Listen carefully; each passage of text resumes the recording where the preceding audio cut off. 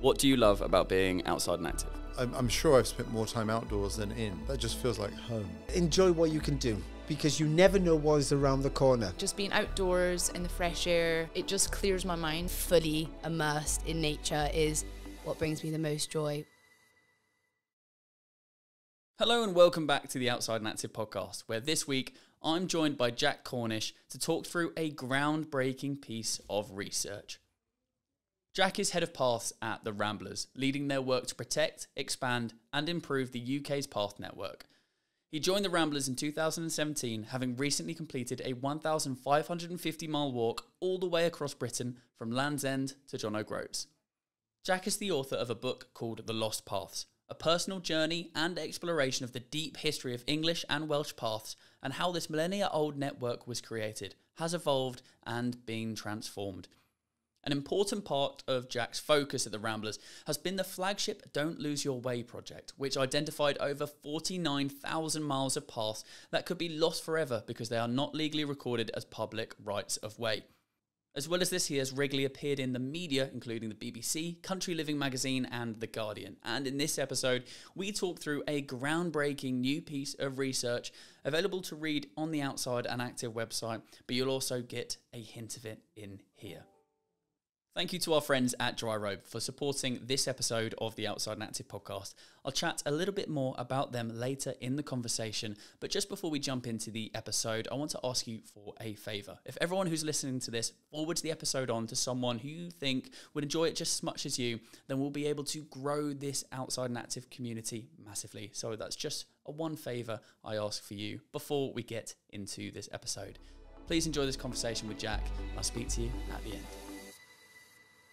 Hello and welcome back to the Outside and Active podcast, where today my guest is Jack Cornish. Jack, hello, how are you doing? Yeah, good. How are you? I'm great. I'm all right. I'm great. It feels weird that we're going to be talking about the outdoors when the outdoors is so warm and sunny in southern England right now, which we've just been talking about, and we're sat indoors talking about the outdoors. It seems wrong, but I'm looking forward to it. It's inviting me just outside the window, but maybe all afterwards. Good. All good. Well, hopefully people are listening to this whilst they're out on their walks, and then hopefully it's still sunny when this comes out. Really looking forward to talking about all the things that we're going to be talking about. But just before we do, I'm going to kick off with something that I do in every episode, and that's by offering you a piece of advice that someone has left on a podcast previously, and they don't know who they're leaving it for. And your piece of advice comes from former professional climber John Dunn, and his advice for you is: if you see something you would like to do or a dream you would like to fulfill, go and explore it. So the question that I've got for you off the back of that is either have you got something you would like to do, or maybe you've had that dream already that you've already fulfilled. Tell me a bit more. That's a great piece of advice. I think I have to say one of the things I've always dreamed of doing is a massive long walk across Europe. I want to go from sort of sea to sea somewhere across Europe. Quite a few years, well, not quite, 2017, I did Land's End to John O'Groats on foot. So I'm sort of, what's the next big challenge on foot? And I think that's, going across the continent, I think might be the next thing to go and do and explore on foot. That is a common characteristic that everyone who does a big challenge then goes, oh, I didn't realise I could do that. What's the next one? I'm going to see if I can make it even bigger and more extreme. Exactly. Let's pick up on that straight away because I wanted to touch on that later in the conversation. But that walk, which way around was it? Was it Land's End to John O'Groats? It was, and always follow the weather up. Good plan. Up the country. And it's 1,550 miles. How did this challenge come about, and what were the main challenges around it? Yeah, so I think that, like, weirdly, the normal route to Land's End John O'Groats is shorter, but I sort of realised that I could maybe go for like four months, something like that, and so I did a bit of a looping walk around the country, and basically to places I wanted to go to and was intrigued by and read about and stuff like that. So it was fantastic to just sort of every day to literally all you have to think about is, well, where am I going to stay like tomorrow night or whatever, like which path do I take, left or right, and that sort of the closest I've ever come to Zen, I think, was doing that. And it came about because I worked previously in the health service, and one of the many reorganizations. I took some redundancy, and I was like, actually, I want to do something with this, and with the bit of time I've got. So just sort of putting one foot in front of the other and going walking, and not with a strict timetable or schedule in mind, but just sort of going across the country seemed like a great thing to do, and it turned out to be a great thing.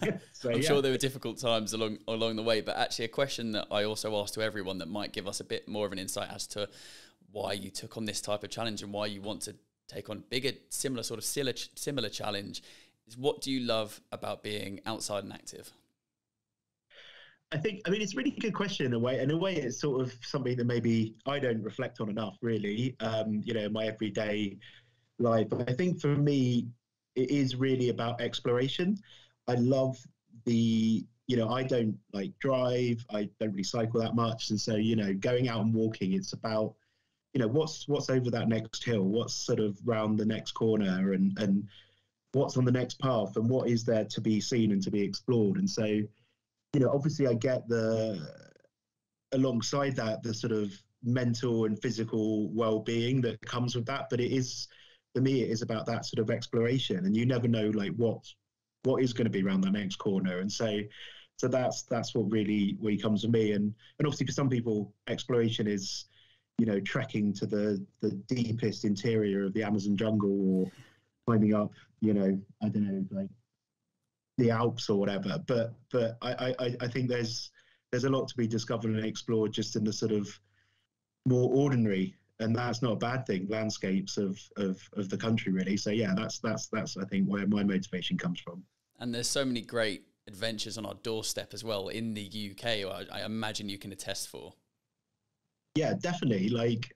And I think, obviously, like with COVID and stuff, we faced inwards for a bit, and obviously, it's great that we can now, get out and explore further afield. But I think what people did find during that time is what is on their doorstep. And, it's not even getting in a car and driving to the nearest national park or AOMB, but it's actually like what is just on their doorstep to be explored. So that's what sort of really sort of drives me, just to get out there all the time, really. So this 1,500-mile walk was in 2017, which I believe is the same year that you joined Ramblers, which we're going to be talking more about. But tell me why, in the first place, you wanted to, or what the steps came about for you joining Ramblers.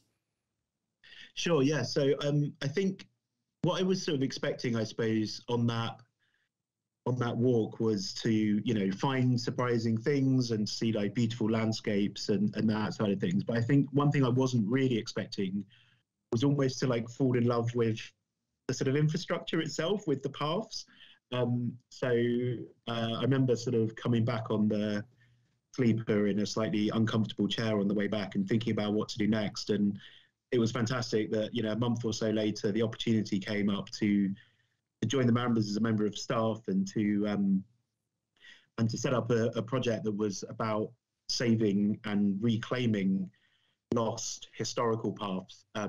But these are paths that have, public rights of way, but they're sort of been lost to the map and maybe lost to public access entirely. And it was great to sort of join the Ramblers to try and reclaim these paths and to create more places for people to walk and to reconnect with our sort of history on foot, really. So yeah, it was a perfect timing opportunity. I'm going to ask a really silly question, but I imagine there might be someone else thinking that. How do you lose a path? How does a path get lost in time and through maps?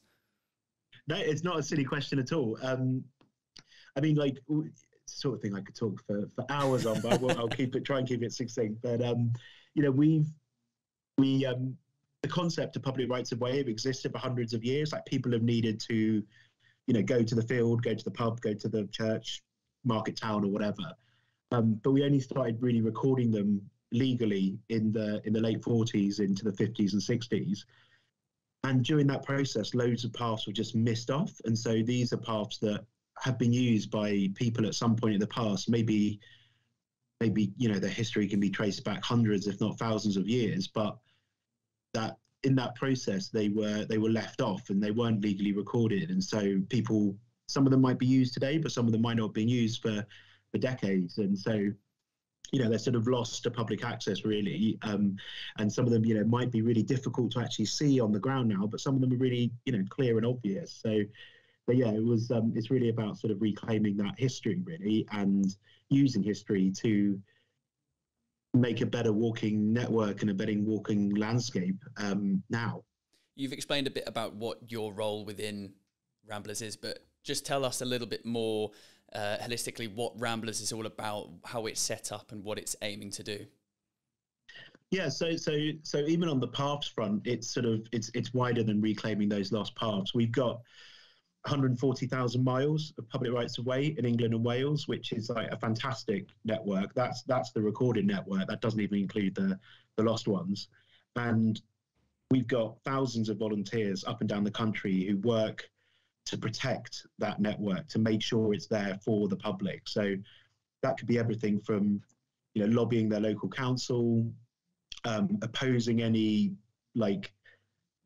changes to that network that would, really be detrimental, or going out and improving the path. So that could mean removing old styles that have no sort of historical intrinsic value, that are just blockers to people, to more people using the path, and replacing them with gates, or even better, just gaps, and so people can use the paths freely. So we've got a fantastic network of volunteers doing that. And then beyond that, we've got again more volunteers that lead thousands of walks a week.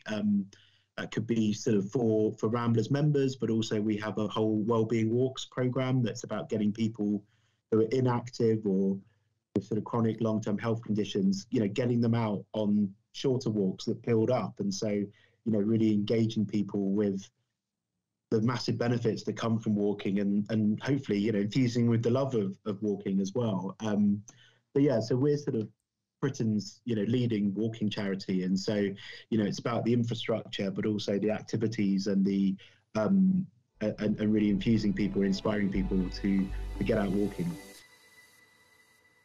Just going to jump in this conversation to chat a little bit about our friends at Dryrobe, who have been supporting the Outside and Active podcast for a very, very long time. Get changed and stay warm with the Dryrobe Advanced, the world's warmest and most versatile change robe. Designed to let you get changed anywhere, the weatherproof outer protects you from the elements, while the super warm lining helps you dry quickly. Perfect for all outdoor activities, from elite sporting events to family camping adventures. And even better, it's made with 100% recycled fabrics. To check out the full range of Dryrobe products, visit dryrobe.com. I'm going to ask a devil's advocate question that if people didn't know anything about Ramblers and what you do and walking and hiking in that world, might go, oh, well, that can't be exercise, and I can't get that far. I have to go and cycle really far, or run really far, or go to the gym and work out really hard. Why is walking something that is going to keep me mentally and physically healthy? I think for me, there's a couple of things here. It is the, I suppose, cheapest form of exercise, you could say. It's you don't need fancy kit for it. In most weather conditions in the UK, and if you're not, as long as you're not going up, like the highest peaks and fells, you can do it in trainers and jeans. That's how I do most of my walking. But also, I suppose even more than that, the great thing about walking is it can be 20 minutes, 10 minutes, or it can be 8 hours. And, I do those sort of walks where, after a call like this, I might go for a walk around the block and my local park around the corner, but also I might set out for, a 20-mile day's walking either in London or in the countryside. And so I think it's the real flexibility that comes from that. And also people can build it into their everyday lives relatively easily, which has a lot of sort of big utility helping, but also it just, that sort of refreshing that comes from it. And so, often if I'm going out to see friends, I might go like 20 minutes early and go have a wander around an area that I don't know so well. So it's that sort of building it in, and it gives you that sort of real flexibility about, you can do small things and big things, and just depending what you feel like, or depending on how you feel that day. So yeah, I think it's that sort of almost, it's the most universal forms of exercise I think we've got, really. just I think looping back to the reclaiming of paths and walkways is the Don't Lose Your Way project. Is that related to that? Is that what did I see the number earlier? 49,000 miles. Yeah, so that's our estimate of how many in England and Wales, how many miles of paths have been lost and potentially can be saved. Now, not all of those can be saved. That was based upon essentially the paths that were there in 1900. Parts of the country, there's been significant changes, although one of the big issues is that there's been significant, development, new reservoirs, airports, new towns. But in some of those places, those lost paths haven't been replaced by, additional walking infrastructure. So there's a real, one of the issues that we've got that we're highlighting in the report that we've released is that there's a significant inequality in the number of paths that people have on their doorstep and the number of opportunities that people have to get out into green space, on paths. So we, it's not, as I said, not all of those paths can be reclaimed, but many of them can. And so, we want thousands of more people to come and help us, and your listeners and any member of the public to come and help reclaim their heritage and to leave a legacy. When you reclaim a path, the chances are that path will be there in hundreds of years' time. And there's not many things you can sort of say that about that you can help out with now that will be there for sort of generations and generations to come. And I think it's important to note that Ramblers is a charity. It relies on people supporting it. It's there for the good of getting people active and saving these paths and creating opportunity as well. Totally. As you say, we're a charity. We rely on, support from the public in terms of donations, but also in terms of their time, and from our members and volunteers to, there's thousands and thousands of individual actions that are happening across the country every week to, just in the paths area to improve, to expand the network, to improve our paths, to expand the network. And those are, by their very nature, they're public rights of way. They're for the public. And even above that, if the Ramblers wasn't here, some of the legislation we have that protects and guarantees and funds our path network and our open access land and our ability to get out walking wouldn't be there. And so, I think I'm really passionate about the role that the Ramblers play in that public good, really, for everyone, because, it's not a sort of closed off thing just for a small sector of society. Walking is the most popular form of exercise. We'd love to see even more people doing it, but for people to get the full benefits of walking in nature and walking in green space, you need the infrastructure to be there, and that's really at the heart of what the Ramblers does for the wider public. There's some research that Ramblers has just published that we're going to speak about very, very soon. But just before I do, just touching on more about your own challenges. You've said about how you want to go walk across Europe and the challenge that you've already done. But is there a London challenge involved somewhere around here? Walking, I'd be doing it disservice if I was trying to say it, but walking basically around London. Yeah. It's just sort of one of those challenges that is potentially completely futile, but just the doing it is worth it, maybe. I've been trying to, for about 10 years now, on a sort of slow quest to try and walk every street in London, which is again, it's for me, it's that what I get from that is, if people can apply this to their own area, but I live and have grown up in Southeast London.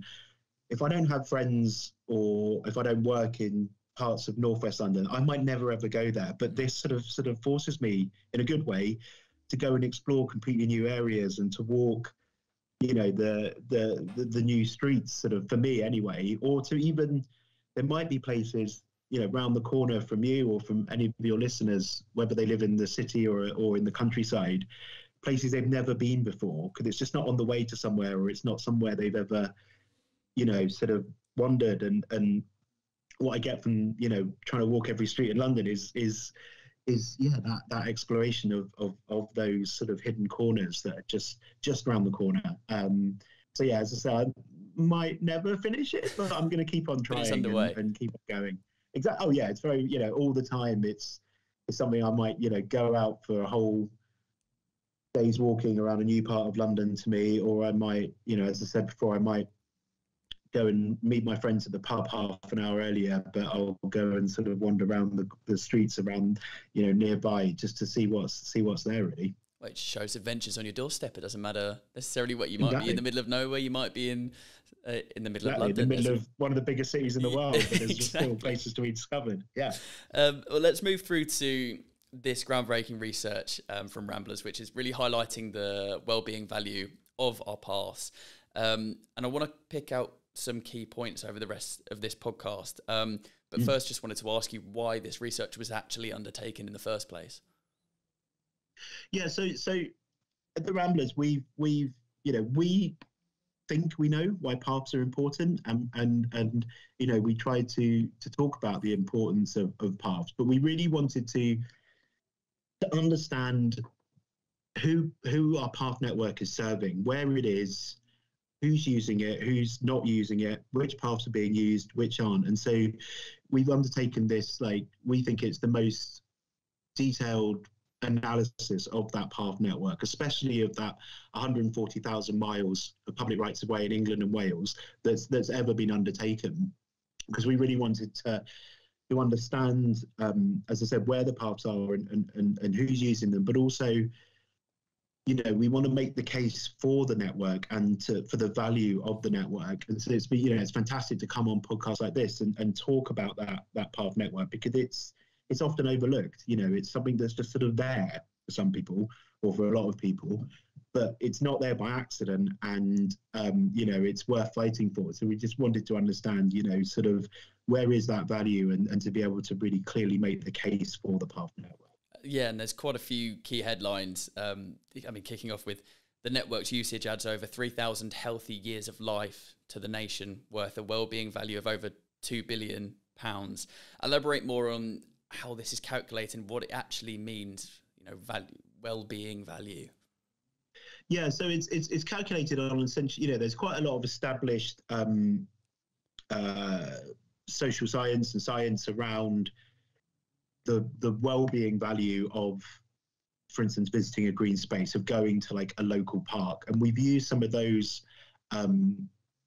techniques and those sort of well-established techniques to estimate, well, actually, sometimes when we're talking about green space, we forget about the paths. We forget about, which are actually where a lot of people go walking. It's not just about going to walking to your local park or getting your car to your local country park or whatever.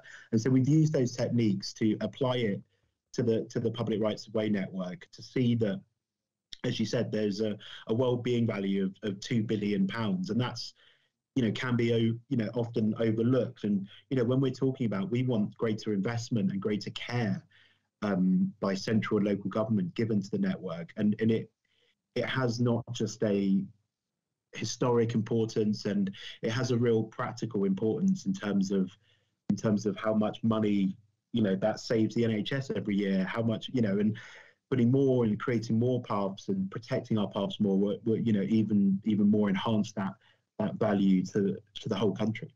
Yeah, I guess that's why it's at the top of this new story specifically. It's clearly showing the value and the impact that it is having in a positive way. And if you look to then invest further in that, then you're just only adding on top of that. It was interesting. You said earlier about the outdoors, and walking is a very easy way to get active, which it is. And I often think about it as being very accessible. And on this podcast, no matter who we talk to, we're always talking about the outdoors being accessible and fitness and health being accessible, but actually not necessarily. Is it accessible, and is the opportunity always there? And that I was reminded of that in one of the findings that concluded that the old, wealthy, healthy and white have the greatest provision of paths, which I guess is just another example of the division and lack of opportunity. But why is this the case, and how can we start taking steps towards reducing this division? Yeah, why is the case, I suppose, is an interesting historical question to some extent. there's an element of this which is about landscape, right? So like, more affluent people are more likely to live in rural areas, but that doesn't, the correlation between wealth, for instance, and provision of paths isn't just explained by that. And I think it is about, decades of underinvestment in our path network. And as I say, like, for instance, when some of these some of our towns and cities were built or expanded, there wasn't paths were lost, and the ability to access green space was lost, but they weren't replaced by anything, by any sort of equivalent walking infrastructure sort of thing. So, we do see that there is like a clear disparity in who has provision of public rights of way and provision of paths. And it's something that, it's not like there's a one size fits all solution to that. There are definitely communities that should have, that have on their doorstep the potential to have hundreds of miles of more public paths. You can just look at an ordnance survey map, and you look at some communities like, I was looking the other day at northeast Lincolnshire, so that's sort of Grimsby, Cleethorpes. It's, you've got towns along the coast there, countryside right next to it, but just there isn't the connection between the towns and the countryside in the way that there should be. And so, we should really be looking at really trying to level up, in the sort of column parlance, that sort of provision of paths. And because we know that, as we've seen, the health and well-being value that comes from greater provision of paths is significant. And so it's an interesting question about why we've got to where we are, but it's certainly our research shows that we need to be having much more focus on ensuring that people have that provision on their doorstep, because it makes a massive difference to people's everyday lives. I think categorizing the age as well, the old have the greatest provision to pass. Is that again down to what you've just been speaking about? Is it also maybe a demographic thing of younger people are less inclined to go on walks?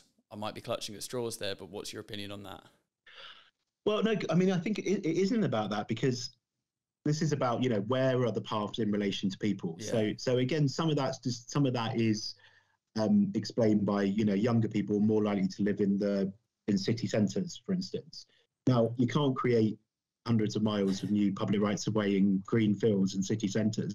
But what we can do, for instance, is create green routes through cities. So, for instance, in London, because of lobbying by the Ramblers and years of work by the Ramblers, the London mayors for the first time got a leisure walking strategy, and there's some real flagship green, trails in London, and we want to see those expanded, and as does this strategy. And so, it's not about a one size fits all, but it's about, where I am in South East London, I've got the ability to go and walk outside on a path on a nice long green path that's along a river that runs through, my neighbourhood.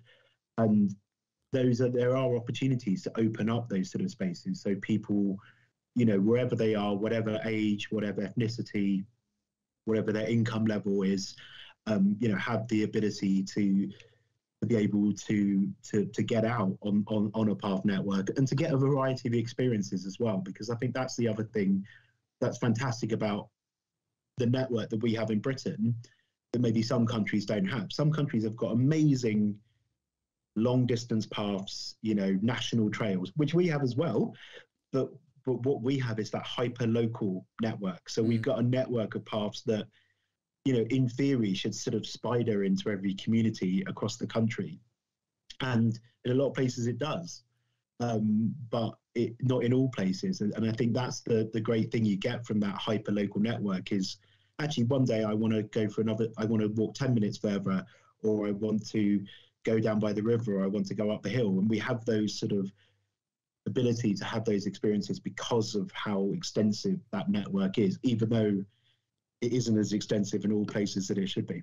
Yeah, I completely agree with you on the front of having more green space in London. I think I can't speak for the other cities in the UK, but I imagine it's similar. But I think London's a beautiful city, but some of the paths and green spaces that I've visited are some of the most beautiful in the city, and some of the places you can just go and you almost don't feel like you are in the centre of London. So I completely agree with that, but also understand that the difficulties if you can't just create a load of new paths out of nowhere. Yeah.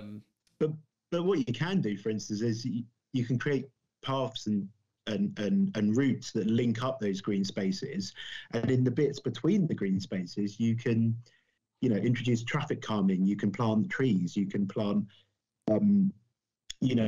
different like planting schemes and things like that to create that as a pleasant, place to go walking. Because, we know that if you create those sort of pleasant environments, people will want to come to them, and people will want to use them either as part of their sort of everyday, what we call active travel, or as, just somewhere to go for a nice walk.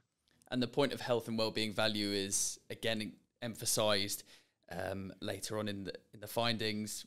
Where health is worst, amount of paths is lowest, and there's a clear correlation with that. But can you expand a little bit more about what that actually means?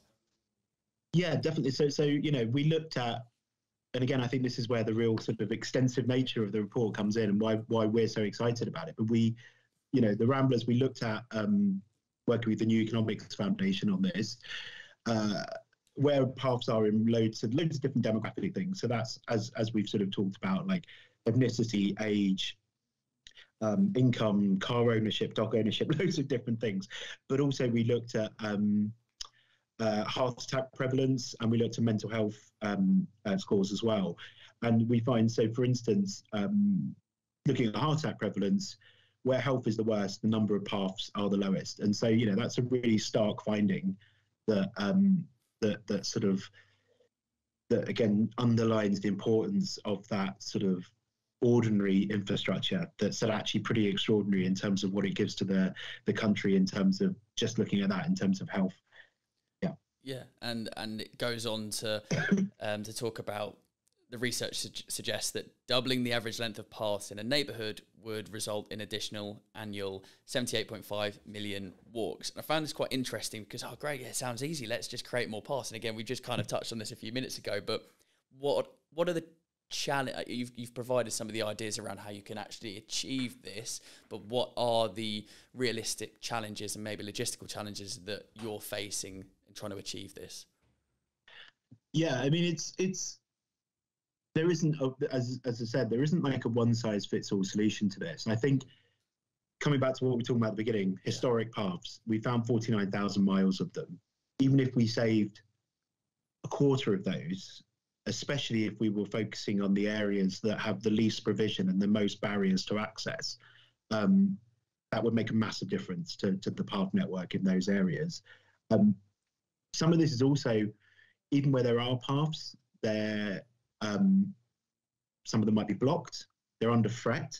They're sort of sometimes left to sort of decline into disrepair, and we've got, for instance, about 150 teams across the country that go out and repair paths and improve them. And so, we want to see more. We want to see more protection of the infrastructure we have, and to prevent loss due to like poor planning, for instance.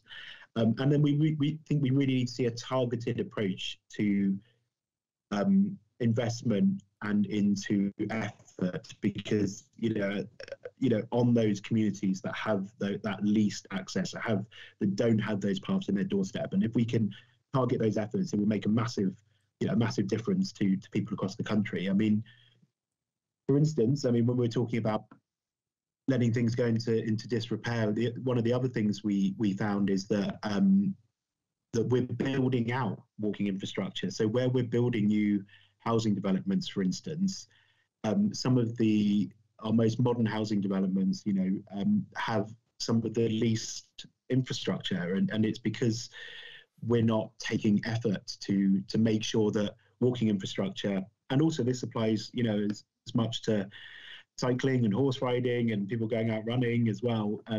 It's not built into those plans well enough. So, you know, we really need to make sure that we have a sort of landscape designed for walking. All landscapes are designed for walking, and especially, you know, we need to build more houses, and they need to be in different places across the country. But we need to also make sure at the same time that people who live in those houses have the ability to get out onto the path network, to get out into natural and green spaces. And so there's loads of different, you know, actions that we think local government, central government need to take to really, you know, reverse this decline, but also to celebrate the path network. You know, as I said, we've got a fantastic path network, but that needs to be fantastic for everyone.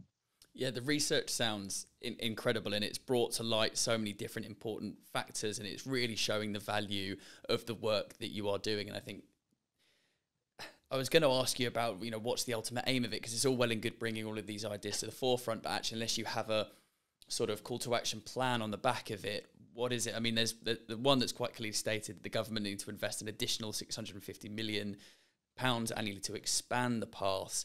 But what else are you hoping that this report and research will look to achieve and kind of bounce those next steps?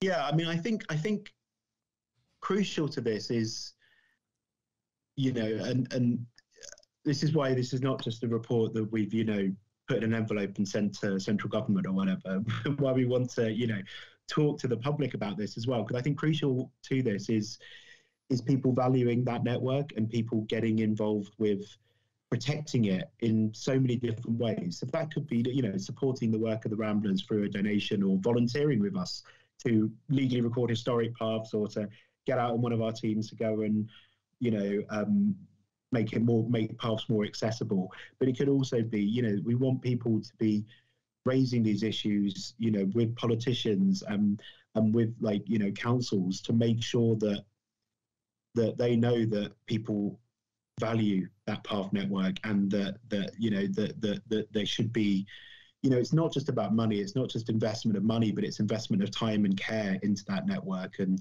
making sure that it is one of the priorities. Because, you know, often these things can get overlooked in, you know, so much that could be a priority. But I think the report demonstrates, you know, the well-being and the monetary value that comes back from taking that time to invest time and money in our paths. So, you know, I'm really hoping that people are inspired to stand up for their paths, and also to get out and walk them, because this is some of the things that come, you know, some of the paths where they get blocked, for instance, they get blocked because people aren't using them. And we know that people do use our path network, but not all of them. And so, you know, hopefully, you know, people listening to this and will feel inspired to really stand up for that network, and to make a case for it in every sort of forum that comes to them. Yeah, because it's twofold, isn't it? You want to provide the network and the structure there for the paths, but you also then want people to use them, and encouraging people to use them, and exactly, I guess showing the awareness of them as well, so that they are being used. Yeah. And you said, it is a big figure, and I know it's not just about money, but we referred to earlier in the podcast about actually the domino effect that investing in it will have on health and well-being. So you invest on this side, you're actually not going to see maybe the impact that you're having to spend on other services because of the health and well-being impacts, which I think is massively important to note. And I think, you know, it's always difficult sort of trading off one thing against the other, but, you know, we seem to be able to find money for like £1 billion stretch of bypass, you know, but actually, if you just took, I think the research shows, you know, we're not talking £1 billion here. We are talking, you know, a significant amount of money. But if that money was invested in our path network, you know, exactly as you said, the domino effect of that, people being able to get out into nature, to connect to their landscape, you know, also we want people to like use their cars less, right? And so, you know, like how that contributes to us meeting, you know, net zero, I think is important as well, because, you know, quite a lot of paths, or potentially where we could have paths, would enable some people, and it's not just about cities, but enable someone to, you know, they live in one village and their kids' primary school is the next village, But actually, the only way currently is to drive between those for 5 minutes. But if there was a safe off-road, pleasant, enjoyable route, at least a good chunk of the year, you know, them and their kids could use that, and that would, you know, again, it would get people out of their cars. It would be, you know, make a massive difference to their personal health and well-being, but also, you know, to some of these wider societal issues that we face. It's clear to see the passion that you have for it, and I think it's really, really important, and I was really excited to be able to help promote this research. And I found it really interesting that you used the phrase, I think, stand up for our paths. But if I'm listening to this, how can I support? Where can I go to find out more? How can I be part of this next step that we're looking to take? Yeah, so if you go to just the Ramblers website and you go to ramblers.org.uk/paths, you'll find like loads more information from the report there. You can read them. I mean, there's 2 reports and it's almost 100 pages, but there's loads of sort of summaries there as well. And, you know, we would love for people to go there, explore it, share the findings of this report, and also, you know, to donate, but also to get involved with the work of the Ramblers, because we rely on, you know, the work of thousands of people across the country, you know, to do the vital work that I think we do. And so, but we're always looking for more people to get out and involved and to, you know, support the work in their local area. Well, one piece of advice is get out there and find your local paths and explore more paths. But yeah, I also need one more piece of advice from you that I will be able to pass on to a guest coming onto the podcast in the near future. I have to say, that's stolen my thunder slightly, because that was going to be my piece of advice. But yeah, but you'll say it better than me. Well, maybe, yeah. I mean, yeah. So I think my advice would be, I don't know how pithy I can be, but it's sort of coming back to what we were talking about at the beginning. It's, you know, look at a map of your local area. Could be, you know, if you're in a city, go to Google, go to Bing, you can get the Ordnance Survey maps for free on there, and just be like, oh, I've never been down that path. I've never been down that road or that lane or that street. And just pledge to go and have a look and see what's there, and really explore what's in your area, because there's always, you never know what's going to be around the corner. Well, I will be pledging to do that, and I will be looking forward to passing that on to the next guest that will be coming on. Like you said, the full report will be available on the link that you mentioned. We will also have on outsideandactive.com the summary and some of the key points that we've been speaking about. But Jack, thank you so much. I look forward to passing that advice along, and we'll speak to you very soon. Thanks very much. It's been a pleasure. Thank you for listening to this episode of the Outside and Active podcast, and you can review the full document on the Outside and Active website and also the Ramblers website as well. Thank you to Jack for coming on and talking a little bit more about this groundbreaking piece of research and also what he does at the Ramblers. It's really important to get outside. We're all about advocating that at Outside and Active, so it's great to have a guest on that feels very similarly. As I said at the beginning, if everyone who's listening forwards this podcast on with someone who they think would enjoy it just as much as them, then we'll be able to grow this community massively. I thank you for your support so far and hope that you continue to stay with us as we speak to a whole host of interesting and inspiring guests going forward, like we will have next week. But until that time, enjoy the outdoors.